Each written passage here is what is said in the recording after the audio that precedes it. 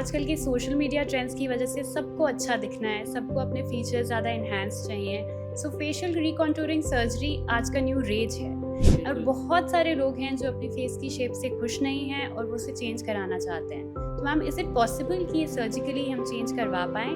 Doctor हमें round face नहीं चाहिए, हमें फेस को लंबा कराना है। या फिर कुछ लोगों को लगता है कि हमारा लंबा फेस है, हम इसको थोड़ा सा भरा भरा एंड थोड़ा गोल करवाएं कि पेशेंट को पहले से एक आइडिया हो कि फेस शेप अगर हम चेंज करेंगे तो क्या अचीव होगा और कैसी शेप आएगी एंड वेदर वो उनको पसंद आएगी कि नहीं। क्या-क्या स्ट्रक्चर्स हैं जो एक्चुअली चेंज कर सकते हैं to get a defined face shape? Most of the structures can be changed but जैसे जो कॉमन है मैम, और आजकल जैसे एनर्जी बेस्ड डिवाइसेस बहुत पॉपुलर हो रहे हैं, हाइफू थेरेपी, तो ये भी हेल्प करते हैं to tighten and control the face? कि जिनके फैट बहुत कम है फेस में वो अगर हाइफू कराते हैं तो बहुत बार पेशेंट्स को ये लगता है कि फेस और सैग कर गया, मतलब फैट लॉस हो गया। मैम, और बहुत ज़्यादा पेशेंट्स आते हैं ड्यूरिंग आवर कंसल्ट्स जो अपने साथ बॉलीवुड सेलिब्रिटीज़ की इंस्पिरेशन पिक्चर्स लाते हैं, जैसे may be like Hrithik Roshan और करीना कपूर, जिनकी बहुत ही चिज़ल्ड जॉ लाइन है and they have those expectations कि हमको एग्जैक्ट सिमिलर जॉ लाइन चाहिए। तो एकदम से ये भी नहीं कहूँगी कि हम डिसमिस कर दें पेशेंट के डिजायर्स को कि नहीं नहीं ये तो नहीं हो सकता। As a doctor and as a clinician ये जजमेंट देना कि आपका ये जो डिसीजन है इस तरह की जॉ लाइन पाने का वो सही है कि नहीं। हाय, मैं डॉक्टर देविका हूँ। मैं प्लास्टिक सर्जन हूँ और करंटली अपनी फेलोशिप परस्यू कर रही हूँ at SP aesthetics under doctor Shilpi Bhadani ma'am. And मेरे साथ आज मैम डॉक्टर शिल्पी भदानी खुद प्रेजेंट हैं, founder and director of SP aesthetics Gurugram. Welcome ma'am. Thank you. आज मैम हम फेशियल रीशेपिंग के बारे में बात करेंगे। आजकल की सोशल मीडिया ट्रेंड्स की वजह से सबको अच्छा दिखना है, सबको अपने फीचर्स ज़्यादा इन्हांस चाहिए। सो फेशियल रिकॉन्टूरिंग सर्जरी आज का न्यू रेज है और बहुत सारे लोग हैं जो अपनी फेस की शेप से खुश नहीं हैं और वो उसे चेंज कराना चाहते हैं। तो मैम, इज़ इट पॉसिबल कि ये सर्जिकली हम चेंज करवा पाएँ and to what extent? Well you know जो फेस शेप है वो अलग अलग तरीके से हम कैटेगराइज कर सकते हैं, जैसे राउंड हो गया या फिर हार्ट शेप फेस या लॉन्ग फेस होता है। तो बहुत बार लोग कहते हैं कि डॉक्टर हमें राउंड फेस नहीं चाहिए, हमें फेस को लंबा कराना है। या फिर कुछ लोगों को लगता है कि हमारा लंबा फेस है, हम इसको थोड़ा सा भरा भरा एंड थोड़ा गोल करवाएं। तो ऑफ कोर्स रिक्वेस्ट तो बहुत सारे बहुत तरीके के आते हैं, लेकिन जब हम शेप चेंज की बात करते हैं तो सर्जिकली और नॉन सर्जिकली दोनों ही पॉसिबल हैं कुछ एक्सटेंट तक शेप चेंज करना। अगर किसी का फेस शेप राउंड है और उसको स्लिम करवाना है फेस, तो हम जैसे साइड से मैसेटर की स्लिमिंग कर सकते हैं, चिन को लॉन्ग कर सकते हैं जिससे कि फेस शेप पतला लगे और लंबा लगे। अगर किसी का शेप ऑलरेडी लंबा है और उनको लगता है कि बहुत ज़्यादा फैट की कमी है इधर, तो हम फैट ग्राफ्टिंग से कुछ राउंडनेस अचीव कर सकते हैं। कुछ लोगों को ऊपर का फेस छोटा लगता है तो उसके लिए हम हेयर रिडक्शन के ज़रिए हम फोरहेड को बड़ा कर सकते हैं, फैट ग्राफ्टिंग कर सकते हैं ऊपर। तो बहुत सारे ऐसे तरीके हैं जिससे कि हम फेस शेप जो है वो चेंज कर सकते हैं। लेकिन हाँ, ये भी ज़रूरी है कि पेशेंट को पहले से एक आइडिया हो कि फेस शेप अगर हम चेंज करेंगे तो क्या अचीव होगा और कैसी शेप आएगी एंड वेदर वो उनको पसंद आएगी कि नहीं। तो इसलिए कंसल्टेशन का बहुत इंपॉर्टेंस है। शुरू के कंसल्टेशन में फिर हम ये सब डिस्कस करते हैं पेशेंट से। हम क्या-क्या स्ट्रक्चर्स हैं जो एक्चुअली चेंज कर सकते हैं to get a defined face shape? Face में तो I think most of the structures can be changed but जैसे जो कॉमन है, फॉर एग्जांपल नोज, जिनकी नोज थोड़ी फ्लैट है, ब्रॉड है, उसको हम वेल डिफाइंड नोज बना सकते हैं। जिनकी नोज बहुत बड़ी है उनके फेसेस के लिए उसको छोटा कर सकते हैं। नोज और चिन बहुत कॉमनली एक साथ जाते हैं, तो अगर चिन किसी की छोटी है तो उसको भी हम लंबा कर सकते हैं। तो ओवरऑल नोज और चिन के डेफिनेशन से फेस बहुत ही शार्प लगने लगता है। अगर किसी की चिन बड़ी है तो हम रिडक्शन भी कर सकते हैं। जॉ लाइन जिनकी कम है उसमें हम इम्प्लांट्स के ज़रिए जॉ लाइन हम डिफाइन कर सकते हैं। जिनका फेस बहुत ब्रॉड है उसमें हम एंगल रिडक्शन के ज़रिए फेस को स्लिम कर सकते हैं। मैसेटर का रिडक्शन कर सकते हैं, जो मसल होती है इधर साइड में। फिर चीक बोन्स जिसके ब्रॉड हैं उनको हम पतला कर सकते हैं, जिनके कम हैं उसको हम ब्रॉड कर सकते हैं। तो ये बहुत सारे चेंजेस हैं जो अचीव हो सकते हैं और बहुत ही एक अच्छा प्रोसीजर है फैट ग्राफ्टिंग। फैट ग्राफ्टिंग के ज़रिए हम बहुत अच्छे चेंजेस अचीव कर सकते हैं जिसमें कि बहुत कोई बड़ी सर्जरी नहीं होती। कोई कट नहीं होता, हम्म, हम बॉडी के अलग पार्ट से एक फैट लेके और हम फेस में डाल सकते हैं। तो और अपर फेस को भी बहुत हद तक हम चेंज कर सकते हैं, जैसे कि लोग फेमिनाइज कराते हैं अपना फेस, राइट, या फिर कुछ फीमेल्स हैं जिनको लगता है कि बहुत कोर्स अपीयरेंस है फेस का और हम्म, सॉफ्ट कराना है लुक, तो जी, उसमें ये ब्राउ बोन का रिडक्शन हो गया, तो उससे हमारे फोरहेड का लुक जो है वो ज़्यादा कंट्रोल्ड आता है।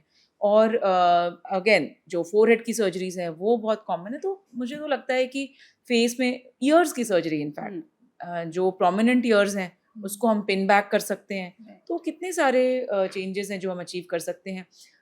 और इनफैक्ट बहुत सारे चेंजेस के साथ में फैट ग्राफ्टिंग एक साथ एक बहुत अच्छा एक कहते हैं फिनिश्ड लुक जो कहते हैं राइट। ना, वो हम सो अचीव कर मतलब सकते फैट हैं। Grafting as an adjunct to adjunct other procedures हम बिल्कुल कर यूज कर सकते हैं। सकते हैं। मैम अपार्ट फ्रॉम दैट जैसे इंजेक्टेबल्स हैं, फिलर्स, बोटॉक्स हैं, can they also help in getting that defined contoured look?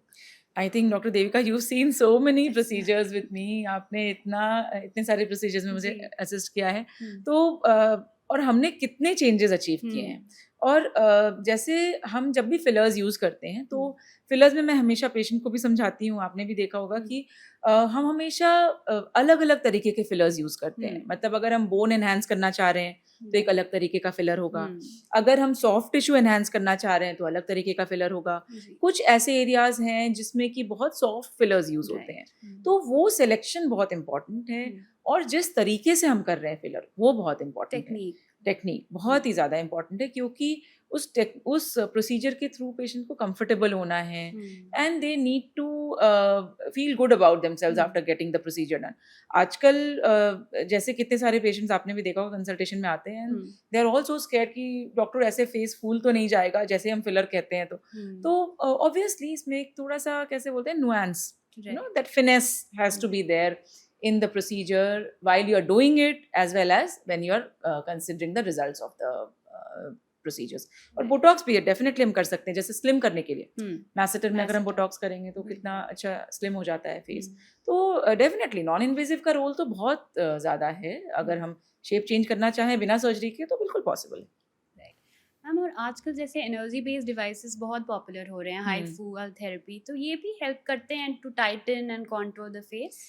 Face shape change बहुत ज़्यादा नहीं, हम्म, बट मैं इनफैक्ट एक इसमें कॉशन भी करना चाहूँगी पेशेंट्स को कि जिनके फैट बहुत कम है फेस में, हम्म, वो अगर हाइफू कराते हैं तो हम्म, बहुत बार पेशेंट्स को ये लगता है कि फेस और सैग कर गया, मतलब राइट, फैट लॉस हो गया। हम्म, तो again patient selection is very important कि हम किस नॉन इन्वेजिव थेरेपी से क्या चेंज अचीव करना चाह रहे हम्म, हैं। तो वो चीज़ बहुत ज़रूरी है। नॉन इन्वेजिव थेरेपी से हम बेटर कर सकते हैं, हाँ जी, लेकिन जैसे जो ड्रास्टिक चेंज हम सर्जिकल में अचीव कर सकते हैं सर्जरीज के थ्रू, वो शायद नॉन इन्वेजिव से हाइफो और थेरेपी ये वाले प्रोसीजर से शायद शेप चेंज इतना नहीं, हम्म, बट बेटरमेंट एंड थोड़ी थोड़ा कंटोरिंग, रिफाइनमेंट्स हाँ में भी। रिफाइनमेंट्स कर सकते हैं यार, आई think that's the right word, refinements कर सकते हैं। मैम और बहुत ज़्यादा पेशेंट्स आते हैं ड्यूरिंग आवर कंसल्ट्स जो अपने साथ बॉलीवुड सेलिब्रिटीज़ की इंस्पिरेशन पिक्चर्स लाते हैं, जैसे may be like Hrithik Roshan और करीना कपूर, जिनकी बहुत ही चिजल्ड जॉ लाइन है, हाँ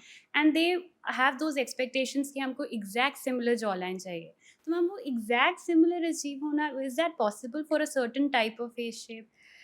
actually when they bring pictures, hmm, तो बेसिकली तो मुझे लगता है ये होता है कि आपको एक बेटर आइडिया मिल जाता है, कि व्हाट डू दे वांट हाँ, एग्जैक्टली। कि क्या क्या चाहिए उन्हें। हम्म, तो एक बार वो एक्सपेक्टेशन आपके दिमाग में बैठ गई कि ठीक है, हाँ, इस पेशेंट को ये चाहिए, अब आपका काम है as a doctor hmm, and as a clinician ये जजमेंट देना कि आपका ये जो डिसीजन है इस तरह की जॉ लाइन पाने का वो सही है कि नहीं, राइट, और अगर हम ऐसा करेंगे तो क्या लगेगा प्रोसीजर, वेदर नॉन इन्वेजिव होगा या इन्वेजिव होगा। और ऑफ कोर्स ये एजुकेशन देना भी हमारा काम है कि एग्जैक्टली किसी के तरह का बनाना वो शायद पॉसिबल ना हो, लेकिन हाँ अगर मिलता जुलता फेस शेप है उनका ऑलरेडी, तो हम डेफिनेटली वो अटेम्प्ट कर सकते हैं कि उनको उनकी डिजायर्ड शेप दें। तो एकदम से ये भी नहीं कहूंगी कि हम डिसमिस कर दें पेशेंट की डिजायर्स को कि नहीं नहीं ये तो नहीं हो सकता, आप क्यों लेके आए हो इनकी पिक्चर्स। आई थिंक वो भी एक गलत तरीका है, क्योंकि वो बहुत होप से आते हैं हमारे पास। इतना रिसर्च करके इतना टाइम पहले उनको स्पेंड एग्जैक्टली करते हैं, हाँ, तो वो चीज़ है कि जैसे अगर कोई पेशेंट आए आपके पास और आप कहो कि नहीं नहीं ये तो पॉसिबल नहीं है, इसको साइड में रखो और चलो अब हम अपनी बातें करते हैं, so I think that's also not the right approach. But मुझे तो ऐसा लगता है कि इनफैक्ट जब पेशेंट्स पिक्चर्स लाते हैं तो मुझे तो लगता है कि मुझे आइडिया मिलता है कि उनकी बेटर आइडिया, एक्सपेक्टेशंस क्या हैं. तो right. I think I don't have a problem with patients bringing the pictures of celebrities to me hmm. And wanting something like that.